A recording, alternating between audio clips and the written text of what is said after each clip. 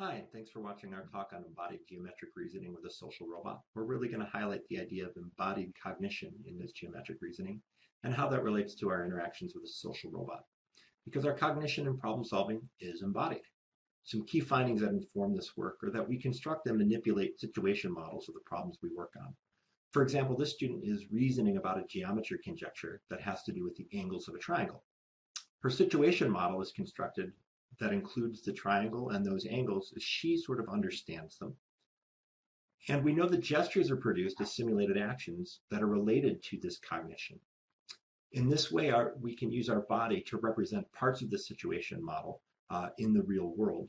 And because of that, our gestures can aid in reasoning about problems and in communicating. Finally, we also find that we conduct mental simulations of others' thinking in our understanding of what it is that they're trying to communicate with us, creating a very social dynamic to the way that we understand other people's work. That social dynamic is important to the work we're doing here because our interactions with robots are social. From this body of research, we take some key findings to inform this work, particularly that the physically embodied nature of robots will enhance the social presence of that robot, and that our interactions with robots are interpreted socially and that they follow social rules.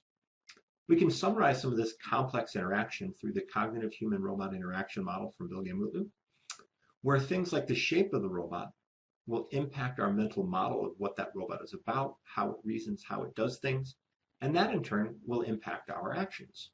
Other things like a robot's actions themselves can impact our mental model that will have an outcome on our actions. And that means that we posit this idea that a robot's gesture, that could impact the social presence and mental model we have of a robot. To explore this idea, we look at two different types of gestures a robot might make.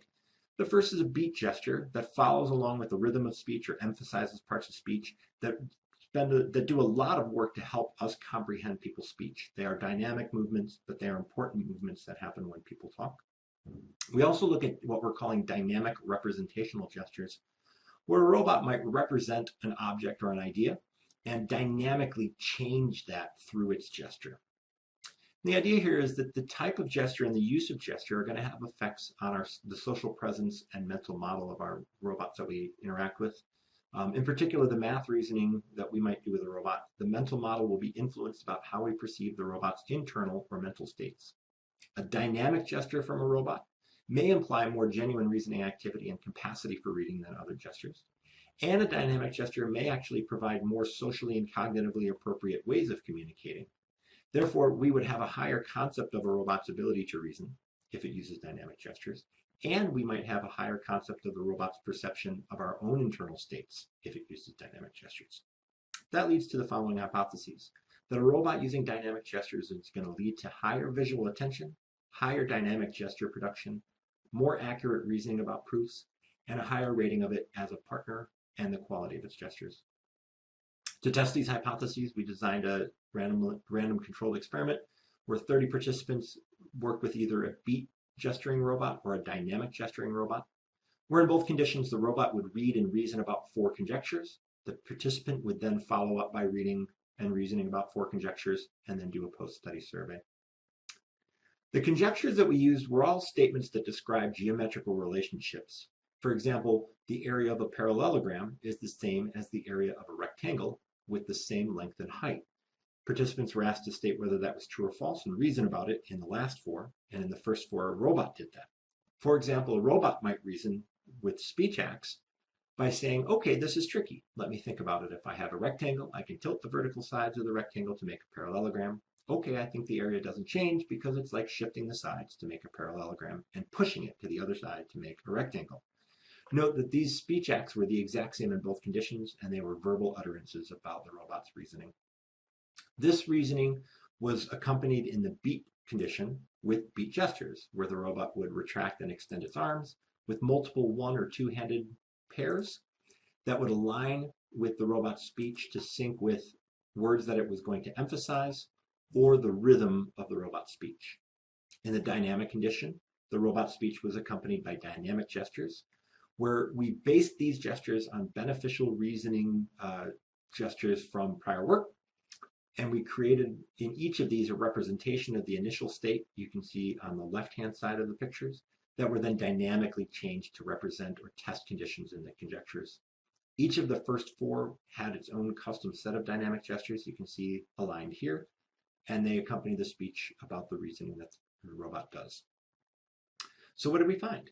Well, we found that those who worked with the dynamically gesturing robot looked more at the robot. We believe this has to do with there being more information and better support for following the robot's reasoning when it used dynamic gestures, and so people visually attended to the robot more to get that information.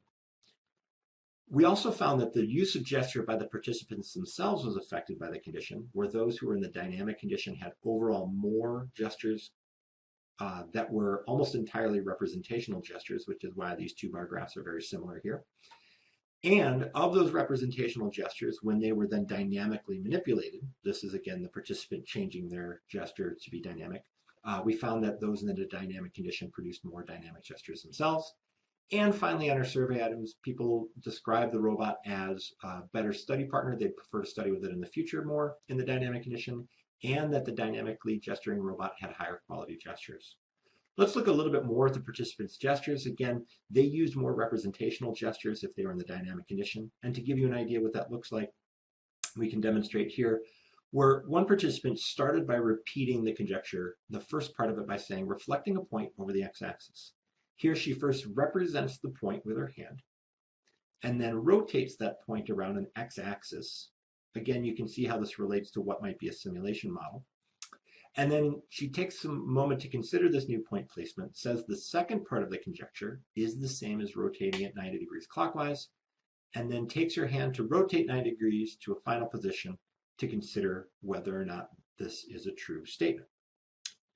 These types of gestures really were an important relationship to the condition that they were in, so that when people were in the dynamic condition, they did more of this dynamic gesturing themselves. We think this is a really important finding in that the participant may perceive that the dynamic gesturing from a robot is communicating on a level of sophistication that's capable of creating and manipulating a mental simulation. In other words, the robot is demonstrating it is making its own mental simulation by having these dynamic gestures, and therefore we actually use our gestures to help contribute to that robot simulation. Where compared with the beat gesturing, the robot may only be perceived as describing facts or reciting the answer.